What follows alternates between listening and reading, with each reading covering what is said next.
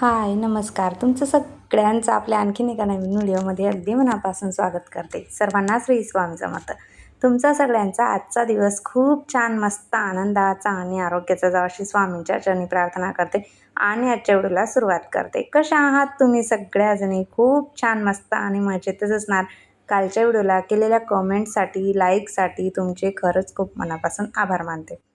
तर नेहमीप्रमाणेच आपल्या सुंदर अशा दिवसाची सुरुवात मस्त झालेली होती रोजच्या सारखीच. तर आत्ता मी व माझं स्वतःचं आवरून वगैरे झाल्यानंतर सुट्ट्या असल्यामुळे जरा निवांत असं चालू आहे रुटीन. सगळ्यांना सुट्टीच होती. त्यामुळे मग माझं स्वतःचं आवरून झाल्यानंतर रात्रीची जी काही भांडी वगैरे क्लीन करून घेतलेली होती ते रचून घ्यायची होती. रात्री जर किचन वगैरे आवरून घेतलेलं असलं ना तर दिवसाची सुरुवात ही रोजच छानच होते. नाही तर पसारा वगैरे असला की जरा आपली स्वतःची चिडचिड होत असते सकाळ सकाळी. पूर्ण किचन मस्त छान असं आवरून घेतलेलं होतं रात्री आणि जी काही भांडी वगैरे होती ना रात्रीची ती लावून घेतलेली होती. आणि एका साईडला आपली चहा ठेवलेली आहे आणि साईड बाय साईड अशी बरीचशी कामं जी आहेत ती आपली होत असतात. सुरुवातीला भांडी लावून झाली. आता म्हटलं भाजीसाठी आज भेंडी करूयात. तर शक्यतोवर आम्हाला तिघांना ना तेल मिठातली अशी हिरवी मिरची, लसूणीची फोडणी वगैरे देऊन घेतलेली असते ना नॉर्मल आपली, तशीच आवडते. पण माझ्या वेदूला ना भेंडीची भाजी आवडत नाही जास्त आणि जर शेंगदाण्याचं कूट वगैरे टाकून केलेली असली ना भेंडी फ्राय तर मग ती तशी केलेली असली तर ती खाते. नाही तर मग ती भेंडीच्या भाजीच्या दिवशीच जरा तिचं असतं की मला भेंडीची भाजी आवडत नाही असं. पण चला इतर वेळी ना पूर्ण भाज्या म्हणजे सगळ्या भाज्या खाते ती, असं नाही की ही भाजी खात नाही. पण भेंडी माहीत नाही तिला का आवडत नाही तर. आणि सिद्धीची तर भेंडीची भाजी खूप फेवरेट आहे. म्हणजे असतं घरामध्ये मुलांनी. तुमच्या मुलांचं सुद्धा असेल की एकाला जे आवडतं ते दुसऱ्याला आवडत नाही. पण अशा पद्धतीची जर उभी चिरून त्याच्यामध्ये शेंगदाण्याचं कूट, लसूण, लाल तिखट वगैरे टाकून अशी केलेली असली तर मग ती खाते. म्हणजे कूट वगैरे खाऊन घेते चटणीसोबत ती अशा पद्धतीची केलेली. आणि आता तर सध्या आमच्या इथं ना रोजच रस वगैरे आहे ना ते बनवते मी. त्यामुळे मग होऊन जातं. एखादा गोडाचा काहीतरी पदार्थ असला की मग मॅनेज होऊन जातं. एखादं ना आवडीचं जरी असलं घरामध्ये सगळ्यांचं तरीसुद्धा. तर मला 2 ते 3 दिवस झाले प्रियंका ताईची कमेंट आहे की ताई होम टूर दे, होम टूर दे. तर हो, होम टूर द्यायचीच आहे मला. पण त्याआधी मी जरा विचार करत आहे की मला ना हॉलमधलं थोडंसं काम करून घ्यायचं आहे. मी मागे पण 1-2दा व्हिडिओमध्ये सांगितलंच की त्यामुळे मी होम टूर देत नाही आहे. नाही तर मला होम टूर द्यायला काहीच हरकत नाही. थोडंसं टीव्ही युनिट आणि देवघराचं काम जर झालं ना तर मग त्यावेळेस आपण एकदाच सगळ्यांना मस्त छान अशी होम टूर देऊया असा माझा विचार चालू आहे. पण आता कमेंट येत आहे तर त्यावर विचार करते मी की होम टूर देण्यापेक्षा जर मग त्याआधी तुम्हाला किचन टूर दिली तर चालेल का? तसं तुम्ही किचन रोजच्याच व्हिडिओमध्ये बघतच असतात. पण तरीसुद्धा असं वाटतं मला की आपण एखादी किचन टूर जी आहे ना आपली ती देऊयात म्हटलं तुम्हाला स्पेशल पूर्ण व्यवस्थित अशी. होम टूर देण्यापेक्षा पण आणि त्यानंतर मग किचन टूर वगैरे देऊन झाल्यानंतर मग एखाद्या वेळेस आपण होम टूरही देऊयात. तोपर्यंत आपलं जर काम झालं तर ठीक, नाहीच झालं तरीसुद्धा मग मी होम टूरला काही जास्त वेट करायला सांगणार नाही, देईनच. कारण मागेसुद्धा मला खूप बऱ्याच वेळेला एका ताईची कमेंटच असायची की ताई होम टूर दे 2 ते 3 वेळा. म्हणजे बऱ्याच वेळेला मला कमेंट आलेली आहे होम टूरबद्दल. तर द्यायचे आहे. पण त्याआधी असा विचार माझा चालू आहे की एखादी आपण किचन टूर देऊया आधी सुरुवातीला आणि मग नंतर होम टूर देऊयात असं. तर बघू आता जर तुम्हाला किचन टूर बघायला आवडेलच तर मग तसं मला कमेंट करून नक्की सांगा की तुम्हाला किचन टूर बघायला आवडेल. तर मग मी एखादी किचन टूर आपली देईनच तुमच्यासोबत. तर चला सकाळी मस्त छान असा स्वयंपाक वगैरे झालेला होता. किचनमध्ये जो काही पसारा होता ना पूर्ण तो आवरून घेतला. सकाळी लवकर स्वयंपाक जेव्हा होत आहे ना, जसा आता मी माझं जे रुटीन चालू केलेलं आहे ना त्यानुसार माझी बरीचशी कामं आता सध्या पटपट होत आहेत. कारण इतर कामांना मग लवकर वेळ मिळतो किंवा व्हिडिओसाठी सुद्धा, क्लिनिंगसाठी सुद्धा बराचसा वेळ मिळत असतो. आणि अशी जी काही महिन्याची म्हणा 15 दिवसाची जी काही क्लिनिंग असते ना माझी, ती मला जेव्हा आवरायची असते ना तेव्हा तरी मी किचनचं मधलं जे काही काम आहे ना ते लवकर करायचा प्रयत्न करत असते. आणि पटपट किचनमधलं सगळं आवरून झालेलं असलं की मग ह्या पद्धतीची साफसफाई करत असते. आता पूर्ण जे आहे ना हे स्लायडिंग विंडोमधली जी काही धूळ वगैरे आहे ना ती काढून घ्यायची आहे मला. हे जे मशीन आहे ना माझ्याकडे ब्लोअर, मी बऱ्याच वेळेला तुम्हाला दाखवते. हे AC साठी होतं, पण त्याचा वापर मी याच्यासाठीच करते. स्लायडिंग विंडोमधली जी काही धूळ वगैरे आहे ना ती काढण्यासाठी. नेहमीच बऱ्याच वेळेला मी तुम्हाला दाखवलेलं सुद्धा आहे बघा. जवळून सुद्धा दाखवली की कशा पद्धतीने त्याच्यातली पूर्णपणे जी काही धूळ असते ना, माती वगैरे काहीही अडकलेलं राहतं बऱ्याच वेळेला. या स्लायडिंग विंडो मग लागत नाही, उघडत नाही, असा प्रॉब्लेम बऱ्याच ठिकाणी येतो. तर अशा पद्धतीने मी त्याला महिन्यातनं किंवा 15 दिवसातनं एकदा ह्या ब्लोअरने व्यवस्थित असं पूर्ण उडवून घेत असते. ही जी काही धूळ वगैरे असते ती आणि क्लीन करून घेत असते. त्यानंतर बाल्कनीमध्ये बरीचशी धूळ जमा झालेली असते. याच्याने अगदी काना आणि कोपरा पूर्णपणे व्यवस्थित होतो. जे आपल्या घरामध्ये फर्निचर वगैरे असलं त्याच्या खालचं सुद्धा याच्यातून व्यवस्थित असं क्लीन होत असतं आणि पूर्ण धूळ, जाडे वगैरे जे काही असतात ना ती संपूर्ण अशी निघून जातात. हे करायच्या आधी मात्र जे काही पडदे आहेत ना ते मी अशा पद्धतीने बांधून घेतलेले होते, म्हणजे जेणेकरून त्यांच्यावरती धूळ वगैरे बसणार नाही आणि खालच्या साईडला हे समोरचे जे आहेत ना ते तसेच खाली राहून गेले. तर खाली धूळ वगैरे जमा होते, त्यांच्यावरती उडते, तर मग पडदे परत आपले खराब होतात. तर तेवढे राहून गेलेले होते. नंतर मग मी ते लक्षात आलं की अरे हे पडदे आपले वरती लावायचे राहूनच गेलेले आहेत असं.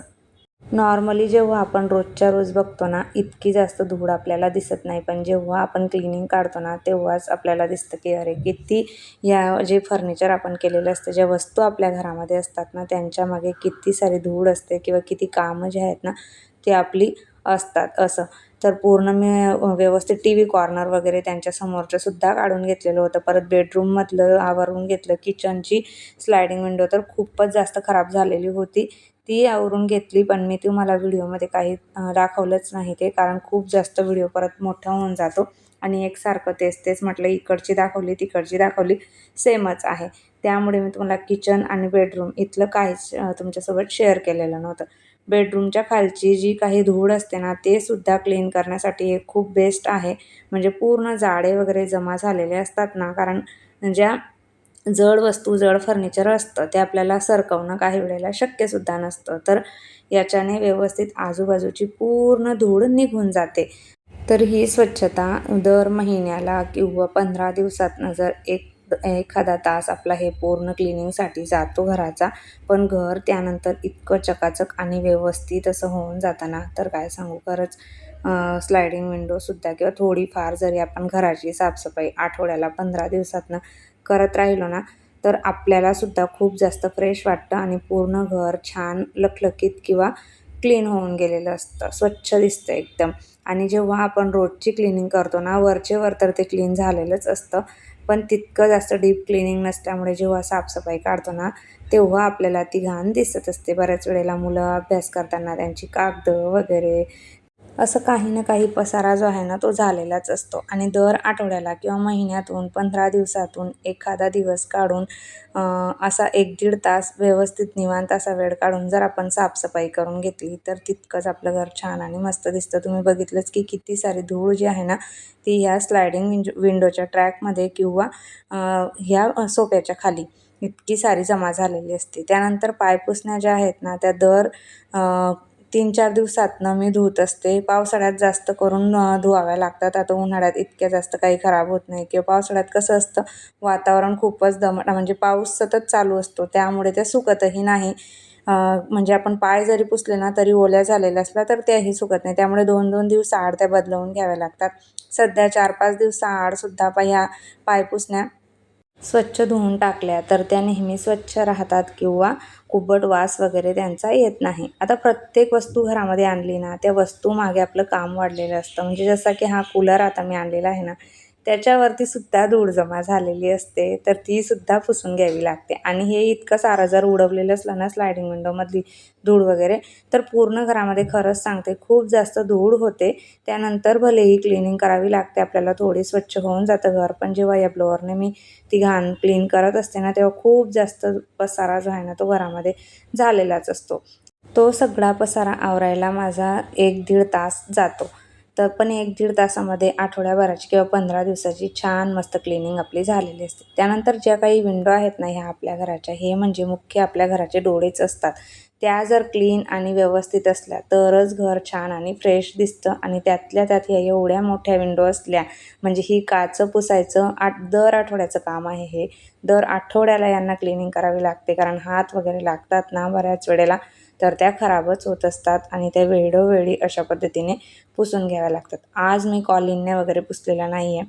मागे बऱ्याच वेळेला कॉलिनने पुसतेही, पण आज नॉर्मल आपलं कापड ओलं करून घेतलेलं होतं आणि त्याच्यानेच या पूर्ण स्लायडिंग विंडो पुसून घेतलेल्या आहेत. फक्त नॉर्मल पाण्याने सुद्धा क्लीन करून घेतल्यानं चांगलं कोरडं व्यवस्थित असं पिळून घेतलेलं असलं की तरीसुद्धा छान क्लीन होऊन जातात ह्या. आणि मग पुढचे 8-15 दिवस आरामात स्वच्छतेचे निघून जातात. अशाच सोप्या सोप्या ज्या काही ट्रिक आहेत या, की नॉर्मल पुसून घेणं वगैरे ज्या काही आहेत ना, थोड्या थोड्या गोष्टी जर आठवड्यातून 15 दिवसातून फॉलो करत राहिलो तर छान मस्त घर आपलं क्लीन दिसण्यासाठी तितकीच मदत होत असते आपल्याला.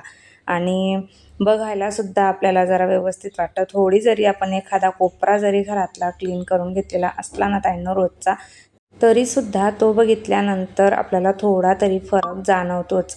किंवा रोज रोज क्लिनिंग न करता आठवड्याचे काही दिवस आपण ठरवून घेतलेले असले, ह्या दिवशी हे काम करायचं आहे, तर त्या दिवशी जर ते काम व्यवस्थितपणे होत राहिलं तर नेहमी घर स्वच्छ राहण्यासाठी सुद्धा आपली मदत होत असते. आणि रोज क्लिनिंगची गरजसुद्धा नसते, कारण आपण वार ठरवलेले असले की 8 दिवसातून 15 दिवसातून फिरून आपण त्या कामापर्यंत येत असतो. त्यामुळे मी दरवेळेला ह्या 3 विंडो एकदाच म्हणजे हॉल, किचन, बेडरूम सोबत कधीच क्लीन करत नाही. यावेळेसच फक्त मी हॉल, किचन, बेडरूम हे 3 विंडो क्लीन केलेले आहेत, कारण किचनमधली विंडो पण माझी खूप जास्त खराब झालेली होती. फक्त स्लायडिंग मी त्याच्या क्लीन करून घेतल्या, आपले ट्रॅक जे आहेत तेवढे, आणि वरती पुसायचं तेवढं राहिलेलं आहे. बेडरूम आणि किचन ह्या 2 विंडो मी पूर्णपणे व्यवस्थित अशा पुसून वगैरे क्लीन करून घेतलेल्या होत्या. आणि आधी तुम्ही बघू शकतात आता हे धूळ उडवून झाल्यानंतर हे असं दिसत होतं. आणि जेव्हा मी व्यवस्थित असं प्रॉपर त्याच्यामध्ये कापड टाकून एखादी काठी असेल किंवा काही आपल्याकडे असेल ना, त्याच्याने जर व्यवस्थित असं आपण करून घेतलं ना क्लीन, तर इतके छान मस्त असे स्लायडिंग जे आहेत ना ते क्लीन झालेले होते.